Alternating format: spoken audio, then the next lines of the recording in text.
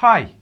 So following on from last week's video that I told you how to prepare the tracks within Ableton, there was another question that popped up, and that was getting the song selections once you start using more than one track.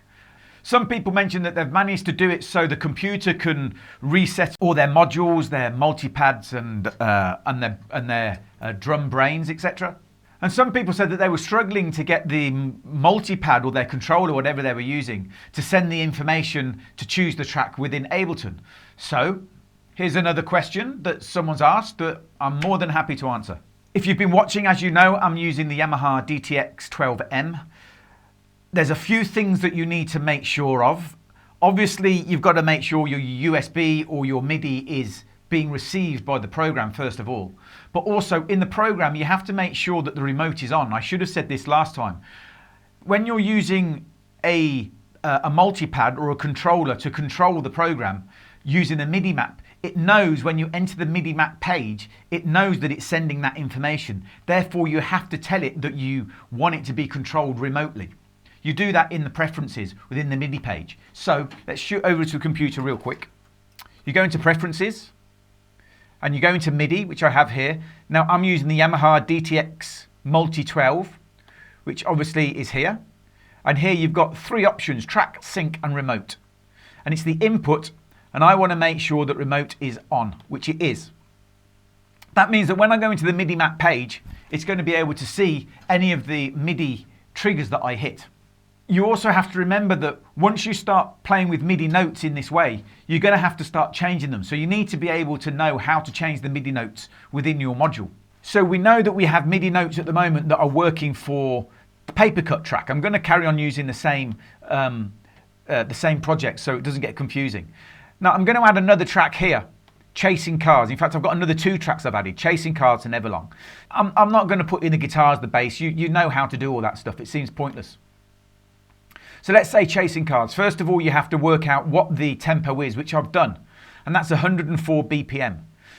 So over here in the master scene, you put the title and then you put 104 BPM. And what that does is when you hit go, that will immediately reset this tempo.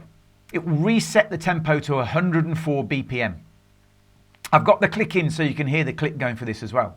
So what you need to do now is just MIDI map to these scenes. I've only set two up for the time being, and I've chosen Chasing Cars because it's such a different tempo to Paper Cut.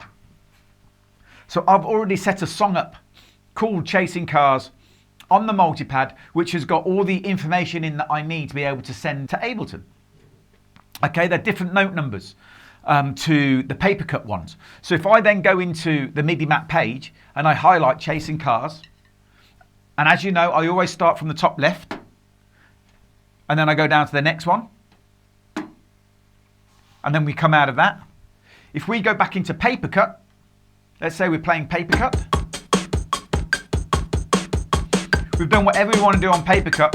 We then simply scroll to Chasing Cars, and it goes straight to Chasing Cars. The tempo changes as well. You can then set your program up in Ableton to send a program change to any of the modules that you've got, whether it be a drum module, whether it's sending the guitarist his presets, the keyboard player his presets, the lighting system, anything. And as you know, this will just keep going round and round and round. We can, of course, go back to Paper Cut if we want, and it will jump straight back. And again, the tempo is there for you. It's that simple. And you just go through the motions. We can do it again. If we stop it, you know that the stop's down here. It doesn't stop the sequence, that it only stops the tracks from playing, so the click is still going. So if you ever want to come back in, you can easily come back in, and you're in again. We'll do it all, everything. You can have that set up so it stops the whole thing. I don't like that. I'd rather have the click going. I'd rather just keep it going in case you want to jump back in with another part of the song. So there you go. That's how you control track selection from your multipad. And you can go down the screen and you can just place all your tracks in there with all your stems really neatly. You can also do it in the arrangement view as well. It doesn't have to be in the in the view that we have here in the session view.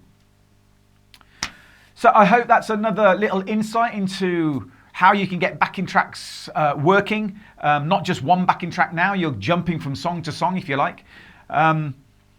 If you've liked the video, please hit like. If you want to see more stuff, head on over to bid111, my YouTube channel. Also go to tugted.com. That's a website for my book, which is coming out imminently. It's going to show you how to do all this stuff plus so much more, triggering lights, triggering videos, knowing how to set up your MIDI note numbers, MIDI channels, setting up the playing parameters of your kit, which is so important. There's loads of stuff going on when the book comes out. Really can't wait. It's really close now. Thanks again for watching. And don't forget, if you've got any questions, please shoot them over. Text them over. Email them. Give me a call if you've got my number. Get in touch with me somehow and ask me those questions. And I'm more than happy to make a video about it. So yeah, so send me over a question about how the do I do that? And I will do my best to answer it and make a video specially for you. Have a good week, guys, and I'll see you next time. Take it easy. Bye.